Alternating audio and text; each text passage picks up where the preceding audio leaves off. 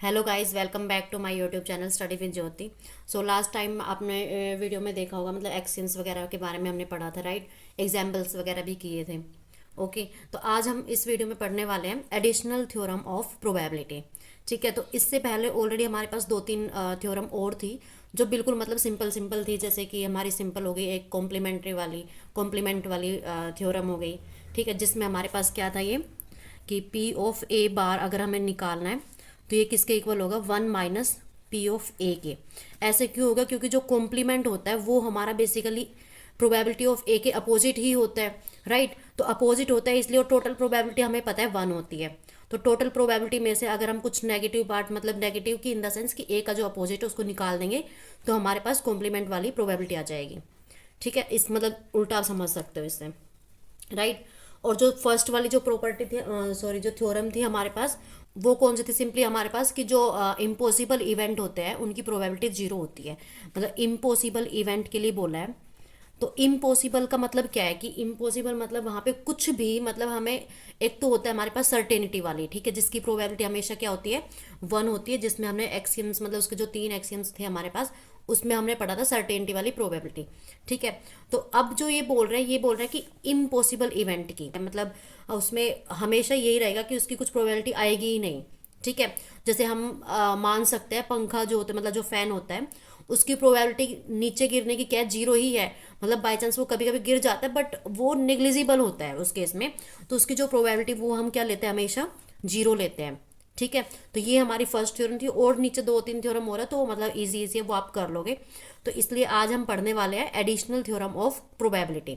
ठीक है, तो एडिशन थ्योरम में क्या है, जैसे आपने पढ़ा होगा एक बार, मतलब जो हमारा थर्ड एक्सियम्स था वहां पे क्या था कि P of A union B is equal to क्या होता है, P of A plus P of B. जहाँ पे ये हमारे ए और बी जो होते हैं वो डिसजॉइंट होते हैं, और डिसजॉइंट होने की वजह से वहाँ पे जो कॉमन वाला जो फैक्टर आता है, मतलब कि लाइक कुछ कॉमन आए, वो वहाँ पे जीरो हो जाता है क्योंकि वो डिसजॉइंट, मतलब उनमें कुछ भी कॉमन होता नहीं है।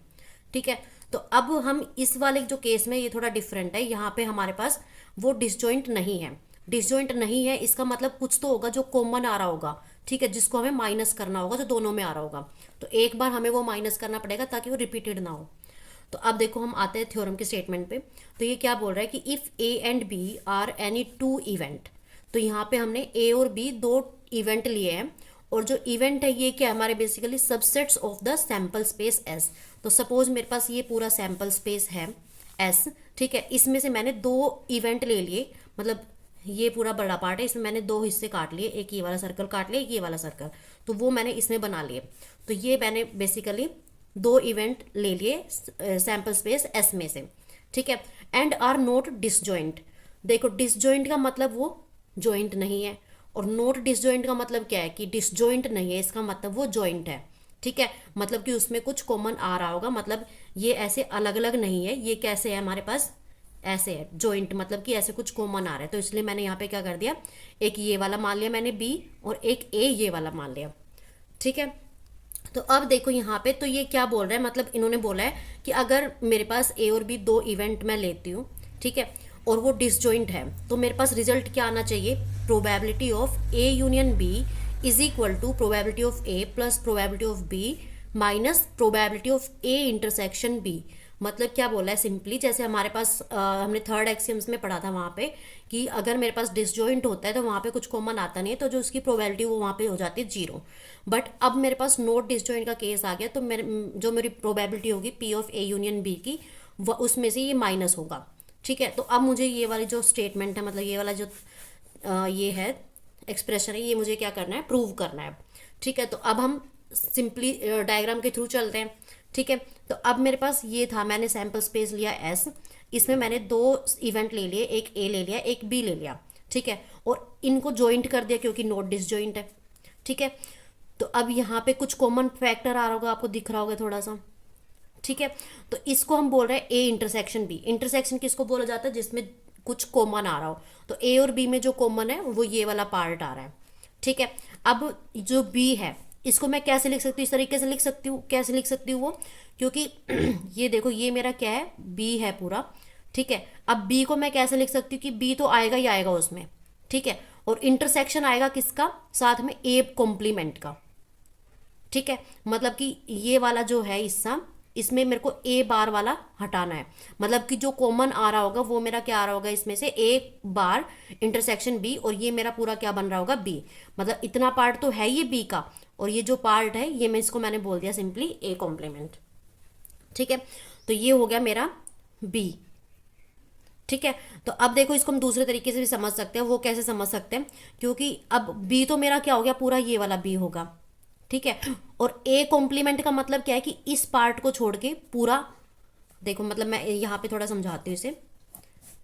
ये हो गया मेरा ए हो गया सपोज, ठीक है, ये मेरा हो गया ए, और ये मेरा है बी। ठीक है, अब देखो अब मेरे को क्या निकालना है, यहाँ पे बी निकालना है। ठीक है, तो बी मेरे को निकालना है यहाँ पे। तो बी का मतलब क्या है कि एक तो बी मेरा ये पूरा आ जाएगा। ठीक है, तो इसको मैं लिख सकती हूँ बी इंटरसेक्शन लूंगी इसे मैं। ठीक है, और ए मेरा ये वाला हिस्सा है पूरा, और ए कॉम्प्लीमेंट क्या है, पूरा ये वाला हिस्सा जो बाहर का बचा है इसको छोड़ के। ठीक है, तो अब यहाँ पे देखो बी इंटरसेक्शन हो जाएगा मेरा ए बार, क्योंकि ये ए कॉम्प्लीमेंट वाला है हिस्सा। ठीक है, तो इसलिए मैं बी को लिख सकती हूँ B intersection A bar, and similarly मैं ए को लिख सकती हूँ ए इंटरसेक्शन बी बार। ठीक है, आई होप आपको ये वाला कॉन्सेप्ट थोड़ा समझ में आ गया होगा। ठीक है, नाउ अब देखो यहाँ पे, so from the Venn diagram we have, अब देखो ए यूनियन बी मेरे पास क्या हो जाएगा, A union A bar intersection B. ठीक है, अब मैंने वही बी को ये वाला एक्सप्रेशन लिख दिया है। ठीक, अब यहाँ पे देखो जो बी है मेरा ये वाला है। ठीक है, और ए और बी मेरा क्या था शुरू में, नॉट डिसजॉइंट, बट यहाँ पे जो मेरा ये वाला जो चीज, ये वाला एक्सप्रेशन है ए बार इंटरसेक्शन जो बी है, ठीक है, एंड ए, ठीक है, ये क्या है मेरा म्यूचुअली डिसजॉइंट। ठीक, तो अब देखो ये अब जो मेरा पी ए मतलब probability of A union B था, ये मेरा क्या हो जाएगा, इज इक्वल टू पी मतलब probability of A union B की जगह मैंने ये वाला एक्सप्रेशन लिख दिया। ठीक है, अब यहाँ पे जो मेरे पास सिंपल जो थर्ड एक्सियम्स था एडिशनल वाला, उसकी वजह से मेरे पास क्या हो जाएगा, जो यूनियन है वो मेरा क्या बन जाएगा, एडिशन का साइन। तो probability of A plus probability of A bar intersection B. ठीक है, बाय एक्सियम्स 3 जो हमने ऑलरेडी पढ़ा था लास्ट वीडियो में। अब देखो यहाँ पे मेरे पास दो चीज़ें आ सकती है। मैं यहाँ पे एक थ्योरम आपने पढ़ी होगी, उसमें मतलब इससे इस वाले थ्योरम से पहले एक थ्योरम है वहाँ पे प्रोबेबिलिटी की। तो एक तो थ्योरम की वजह से हम इसको प्रूव कर सकते हैं, और दूसरा हम इसमें कुछ ऐड या सब्ट्रैक्ट अगर हम करते हैं तो भी हम इसे प्रूव कर सकते हैं। तो इसमें हम दोनों तरफ से करेंगे, मतलब दोनों एक्सप्रेशन को लेके। तो पहले हम देख लेते हैं कि थ्योरम की वजह से कैसे ये प्रूव हो रहा है।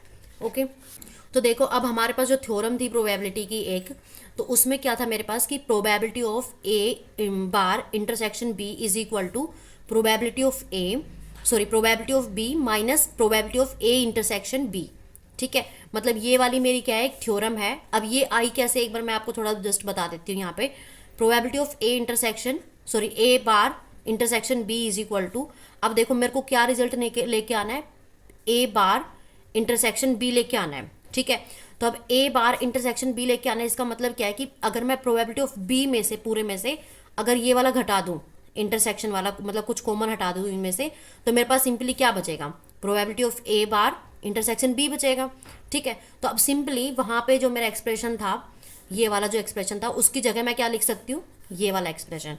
तो मेरा आ जाएगा ये पी ऑफ, मतलब कि जो ये वाला एक्सप्रेशन था P of A plus P of A bar intersection B, इसकी जगह मैं लिख सकती हूँ ये वाला एक्सप्रेशन। ठीक है, तो इसलिए मैंने यहाँ पे लिख दिया probability of A plus probability of B minus probability of A intersection B, and यही मुझे क्या करना था, प्रूव करना था। तो ये मेरा आ जाएगा हैंस प्रूव्ड। ये तो हो गया मेरा थ्योरम की वजह से, मतलब कि मैं थ्योरम अगर अप्लाई करती हूँ तो कैसे प्रूव हो रहा है। ठीक है, बट अब अगर मैं लगाती हूँ यहाँ पे कुछ मतलब लाइक ऐड एंड सब्ट्रैक्ट कुछ करती हूँ अपनी तरफ से, तो ये प्रूव हो पाता है नहीं हो पाता, वो एक बार देख लेते हैं। तो मेरे पास ये वाली चीज़ थी। ठीक है, तो अब सपोज मैं यहाँ पे ऐड एंड सब्ट्रैक्ट करती हूँ probability of A intersection B, मतलब कि मुझे चाहिए तो यही था। अब मैं यहाँ पे क्या करती हूँ, तो ऐड भी कर देती हूँ सब्ट्रैक्ट, क्योंकि अगर मैं कुछ मतलब इसमें कुछ भी कर रही हूँ तो उसका अपोजिट भी करना पड़ेगा। लाइक अगर मैं कुछ ऐड कर रही हूँ तो मुझे वो सब्ट्रैक्ट भी करना पड़ेगा। सिमिलरली अगर मैं कुछ मल्टीप्लाई करूँ तो मुझे डिवाइड भी करना पड़ेगा, ताकि उस एक्सप्रेशन पे कुछ इफेक्ट ना पड़े। ठीक है, तो अब मेरे पास ये क्या आ गया, मैं ऐड और सब्ट्रैक्ट कर रही हूँ ये वाली चीज़, मतलब probability of A intersection be on the right side. Right side मतलब कि इस साइड में कुछ ऐड और सब्ट्रैक्ट कर रही हूँ ये वाला एक्सप्रेशन। ठीक है। तो ये मेरा आ जाएगा probability of A union B is equal to probability of A, ये as it is, plus probability of A bar intersection B, ये तो मेरा एज इट इज आ गया, और प्लस माइनस ये कर रही, तो प्लस वाले को एक्सप्रेशन को मैंने इसके साथ लिख लिया ब्रैकेट में और माइनस वाले को बाहर कर दिया। ठीक है। अब देखो मेरे पास चीज़ एक्स्ट्रा है ये वाली, अब मेरे को इसको यूटिलाइज किसी ना किसी तरह करना है, और मेरे पास एक्सप्रेशन में क्या आना चाहिए, प्रोबेबिलिटी ऑफ बी, मतलब अकॉर्डिंग टू द रिजल्ट। ठीक है। तो अब यहाँ पे देखो पी ऑफ ए मेरा ये एज इट इज आ गया। अब यहाँ पे देखो मेरे पास जैसे मैंने एक्सियम्स पढ़ा था थर्ड वाला प्लस वाला, अगर ये डिसजॉइंट होते हैं तो मैं डिसजॉइंट मतलब कुछ कॉमन तो है नहीं, तो उस केस में मैं क्या कर सकती हूँ, प्लस की जगह सिंपली यूनियन अप्लाई कर सकती हूँ, राइट। अब ये वाला जो पूरा एक्सप्रेशन है ये मेरा क्या बना रहा है, प्रोबेबिलिटी ऑफ बी बना रहा है। ठीक है, क्योंकि डिसजॉइंट है तो मतलब कुछ कॉमन तो है नहीं, तो कुछ कॉमन है नहीं, इसका मतलब क्या है वहाँ पे कि probability of A bar intersection B, A और ए बार में कुछ कॉमन तो आएगा ही नहीं। ठीक है। तो इसलिए मेरा ये पूरा क्या बन जाएगा, probability of B minus probability of A intersection B. ठीक है। ये तो मेरा ये वाला एक्सप्रेशन एज इट इज आ गया। तो अब बस सिंपली मेरा ये आ गया proof, P of A union B is equal to P of A plus P of B minus P of A intersection B. ठीक है। यही मुझे क्या चाहिए था, रिजल्ट चाहिए था, तो ये आ गया मेरा हैंस प्रूव्ड। ठीक है। तो अब देखो यहाँ पे मैंने किया ये दो सबसेट, मतलब अगर मैं चूज करती हूँ यहाँ पे, मतलब यहाँ पे अगर मैं दो सबसेट अगर लेती हूँ या फिर दो मैं इवेंट लेके चलती हूँ तो मेरा रिजल्ट क्या आता है, ये वाला। ठीक है। अब सिमिलरली मैं 3 इवेंट लेके भी ये प्रूव कर सकती हूँ। अब 3 इवेंट में सिंपली मैं रिजल्ट आपको बताऊँ तो वो कैसे आ जाएगा, जैसे 2 में मेरे पास आ गया पी ऑफ, अब देखो सिंपली मैं आपको एक बार वेन डायग्राम से थोड़ा एक्सप्लेन कर देती हूँ। ये 3 इवेंट लेती हूँ सपोज, तो एक ये हो गया मेरा, एक कुछ ही ऐसा आएगा, और एक सपोज कुछ ऐसा आएगा। इसको मान लेते हैं ए, इसको मान लेते हैं बी, इसको मान लेते हैं सी। ये मैं बता रही अगर मतलब 3 इवेंट अगर लेते हैं तो क्या होता है, तो यहाँ पे तीनों में कॉमन ये वाला है। ठीक है। और दोनों में अगर ए और बी का कॉमन माने तो ये वाला कॉमन आ रहा है, और ए और सी का लेते तो ये वाला कॉमन आ रहा है, और बी और सी का लेते तो ये वाला कॉमन आ रहा है। तो इस वाले में क्या हो जाएगा मेरे पास, P of A union B union C आ जाएगा, एंड इज इक्वल टू ये क्या हो जाएगा, P of A plus P of B plus P of C. ठीक है। अब माइनस में होता चला जाएगा ये दो दो की प्रोबेबिलिटी। ठीक है। Intersection B minus P of A intersection C minus P of A B intersection C. ठीक है। और प्लस में हमारे पास आ जाएगा लास्ट वाला A intersection B intersection C. Okay guys, तो मतलब मेरा क्या हो रहा है कि अगर मैं 3 इवेंट के लिए लेके चलती हूँ तो मेरे पास सिंपली क्या रिजल्ट आ जाएगा, तीनों का एडिशन माइनस में कर देना, दोनों का मतलब कॉम्बिनेशन बना के इंटरसेक्शन, क्योंकि वो चीज़ें 2 बार रिपीट हो रही है मेरे पास हर चीज़ में, मतलब यहाँ पे आ रहा है फिर यहाँ पे, क्योंकि एक एक बार तो आ ही चुका है वो। ठीक है। अब फिर मेरे को लास्ट में करना पड़ेगा ये वाली, क्योंकि मैंने क्या कर दिया है, इनमें से दो दो के पेयर को माइनस कर दिया जो कॉमन आ रहा था, तो मेरे को जो लास्ट में केवल एक जो कॉमन आ रहा है, ठीक है, वो मेरे को रखना पड़ेगा यहाँ पे, तो इसलिए मैंने इसको कर दिया प्लस। तो ये मेरा हो गया 3 इवेंट अगर मैं लेके चलती हूँ। सिमिलरली अगर मैं 4 इवेंट लेके चलती हूँ तो 4 के लिए भी प्रूव हो जाएगा ये। ठीक है। 5 इवेंट लेके चलती हूँ तो 5 के लिए भी प्रूव हो जाएगा। तो ऐसे आप n इवेंट्स के लिए मतलब ये ले सकते हो। ठीक है। अब ये हमारे पास एक्सटेंशन है n इवेंट के लिए भी। ठीक है। तो आप ये देखना कि मतलब अगर आपको क्लियर हो रहा है तो वीडियो बनाने की ज़रूरत है नहीं इस टॉपिक पे, बट अगर आपको डाउट आता है तो मैं ऑब्वियसली बनाऊंगी। ठीक है। तो नेक्स्ट वीडियो हमारी होगी n इवेंट पे, कि अगर हम n केसेस अगर लेते हैं, मतलब n इवेंट अगर हम लेके चलते हैं 2 इवेंट की जगह पे, तो मेरे पास ये कैसे रिजल्ट प्रूव हो रहा है। ओके, सो आई होप आपको आज का लेक्चर समझ में आ गया होगा, जिसमें हमने पढ़ा था क्या, एडिशनल थ्योरम ऑफ प्रोबेबिलिटी। एक बार मैं जस्ट समराइज कर देती हूँ।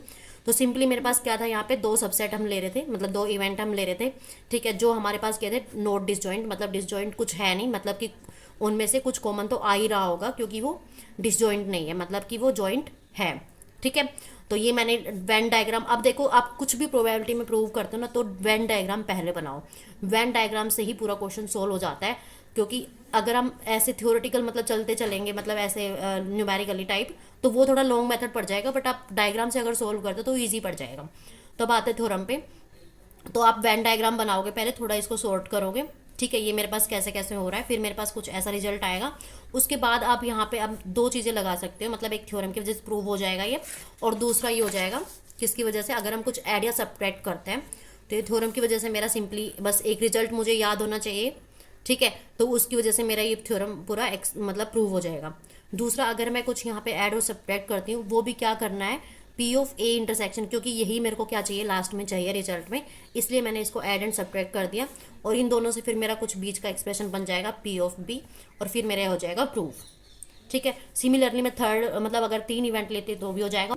तो आई होप आपको आज का लेक्चर समझ में आ गया होगा। नेक्स्ट हम करते हैं एन इवेंट के लिए। ओके। तो अगर आपको पसंद आई है वीडियो तो आप लाइक, सब्सक्राइब एंड शेयर कर ही सकते हो। ठीक है। तो मिलते हैं नेक्स्ट वीडियो में। Bye bye, take care.